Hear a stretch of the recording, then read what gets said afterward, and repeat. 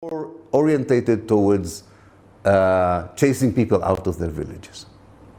But it takes a while, and I describe it in my book, The Ethnic Cleansing in Palestine. It takes a year for it to gel as a strategy. By February 1948, it's already a strategy, and then it makes its way into what is called Plan D on the 10th of March 1948, and more importantly, it makes its way to what is called the orders of Plan D, or Status B, Matzav Dalet, which is thousands and thousands of orders that were sent to the people, to the troops on the field. So that's kind of a trajectory. And those orders themselves are documented. They are documents. Again, we have many of them. We don't all of them. We have enough. Right. So my understanding is that one point of contention, even within the new historian cadre, is the interpretation of Plan Dalet, right? Of whether it says this is how we're going to, in a generous interpretation, this is how we're going to defend the nation state against the incoming Arab armies. And to do so, we have to make sure that we don't have a fifth column at our rear versus, aha, now is our chance. This is how we're going to expel the Palestinian population. So what can you do? I think Plan D is straightforward. It's straightforward. It says the Palestinian villages and towns have two options, either to surrender or to be kicked out. And then comes the question, why did people who surrender also were kicked out? But were they all kicked out? Not all, but many of them. Many of them. We will come back to the question why they did not kicked out. But all of the Palestinians in Haifa were kicked out. All the Palestinians of Jaffa were kicked out. All the Palestinians, all urban Palestine was ethnically cleansed by the 1st of May 1948. And this was a direct implementation of Plan D. I think part of the bone of contention is that people focus on the document that they have, which is called Plan D, which was the political document. What I did, I said Plan D is not just this document, which said, you know, as you say, we will defend ourselves against invading Arab armies, and we are just talking about the area which is between us and the Arab armies, and there we'll do that and that. But if you look at what I call Matzav Dalet, the orders that were given to the brigades, and the brigades to the battalions and companies. And these weren't just spoken orders, these were written orders. No, these are written documents. You can see that the same method that Plan D suggests for applying to the villages and towns in what was called Retzuat HaBitachon, in this security zone, are applied to every village and neighborhood in Palestine. Every village and neighborhood. Every village and neighborhood. In fact, you could easily say that, it is very interesting, the one brigade I really looked at, really focused, is the Alexandroni Brigade, where I really could find, the orders. It does say in the end of every order, it says basically what to do with the population after you occupy the village or the neighborhood is up to you. This appeared in basically it's up to you. I interviewed a lot of officers and so on. They said, we understood that as kick them out. Some of them, it's true, some of them, in few cases, decided to let them be. It's true. So there was some variegation, heterogeneity. But people understood what was to be done. So the understanding was it was a wink-wink situation, or it was we'll leave this to your discretion? No period. Ethnic cleansing operation in the history is, as you can see in the ethnic cleansing operation, ethnic cleansing definition, the State Department definition. Even in the worst case of ethnic cleansing, which we had in the 1990s in Serbia, there were no direct orders like that. You create an atmosphere, the soldiers know what they have to do. That's why oral history is as important as the documents.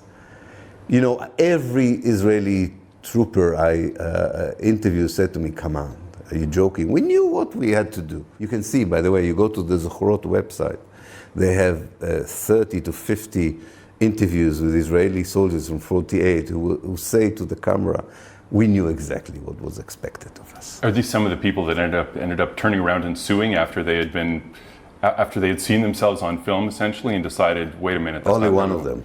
only one of them. One individual? One individual. Chaim Guri, because he's, and Fischke, because both of them are national heroes, so they had second thoughts, but most of them.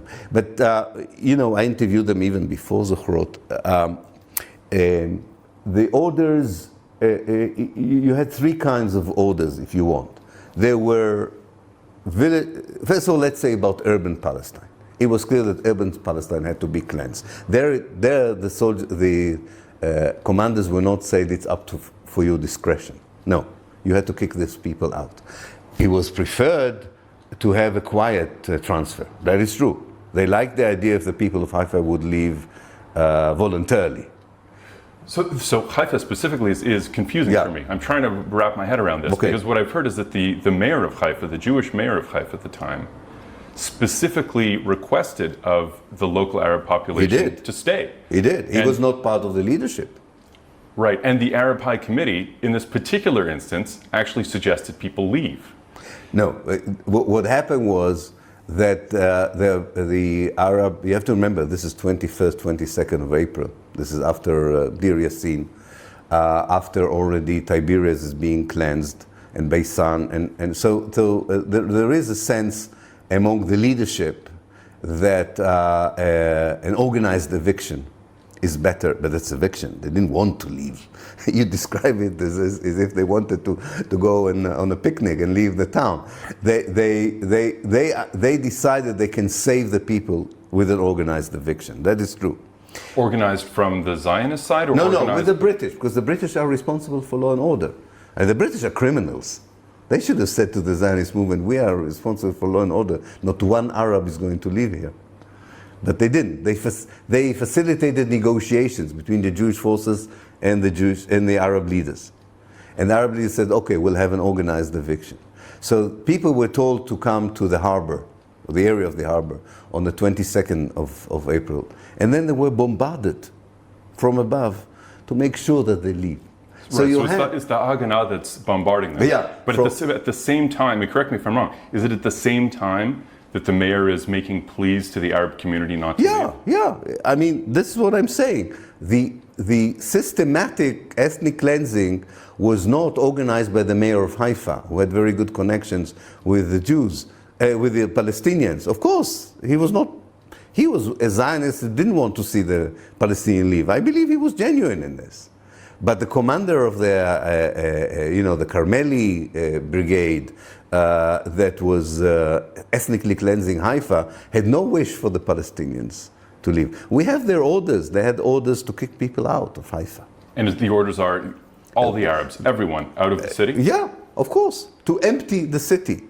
To empty the city. Now, there came this moment, which happens. You know, it happened in ex-Yugoslavia as well. The leaders of the community say, let's do it in an organized way, you know? Let's take them out, because they cannot stay. Something terrible would happen to them.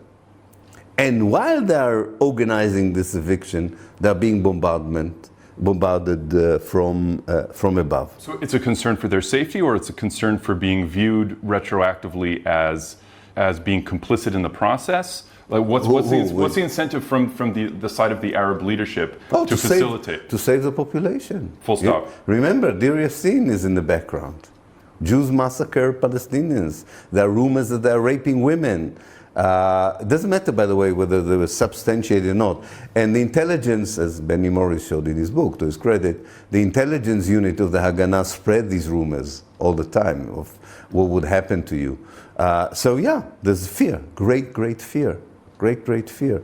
And you remember, they thought that they will evict them to Akka, which is 15 minutes drive from Haifa, and that they could come back. They didn't think that they were evicting them forever.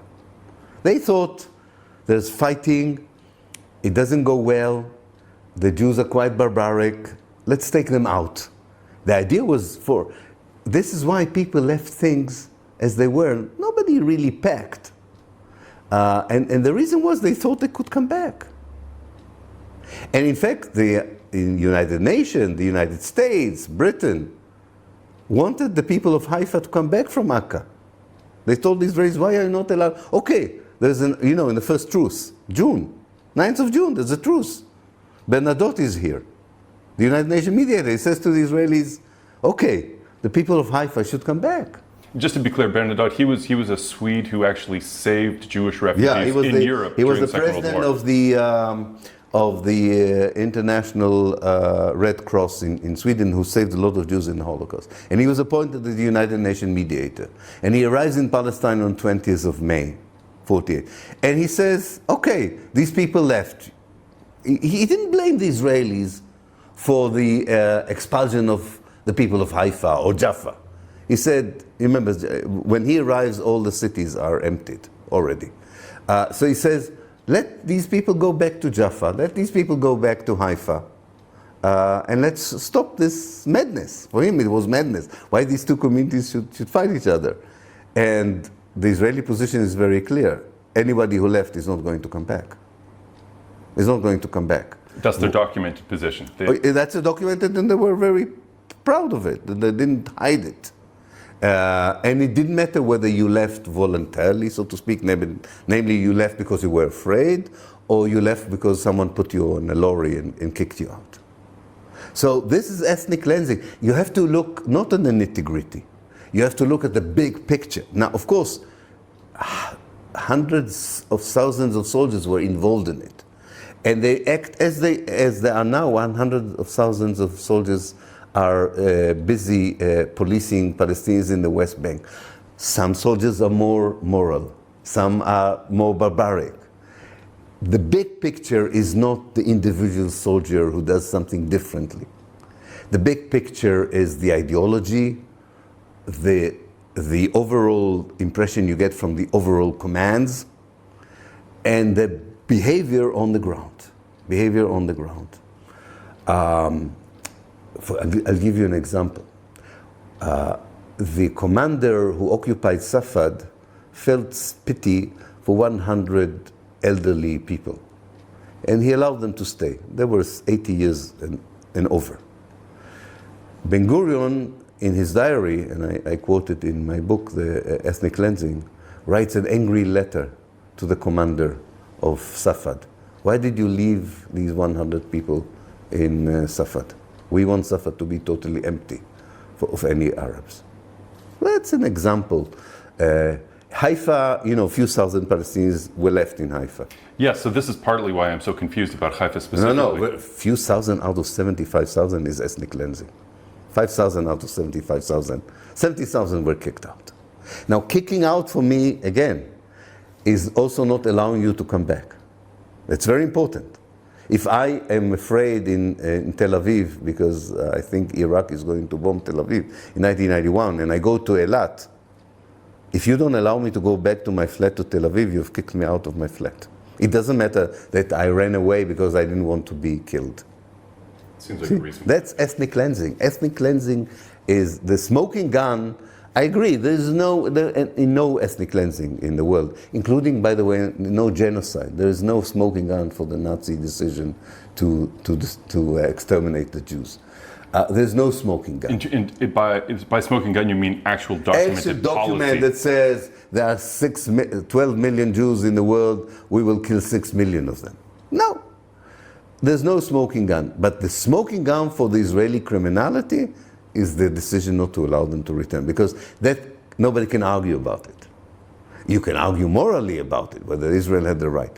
I think there are small smoking guns for decisions on localities of expulsion, and I think there is for me, a very convincing case to be made for a master plan, systematic plan, and so on. But you need, like every good historian, you don't get one document. It's a puzzle.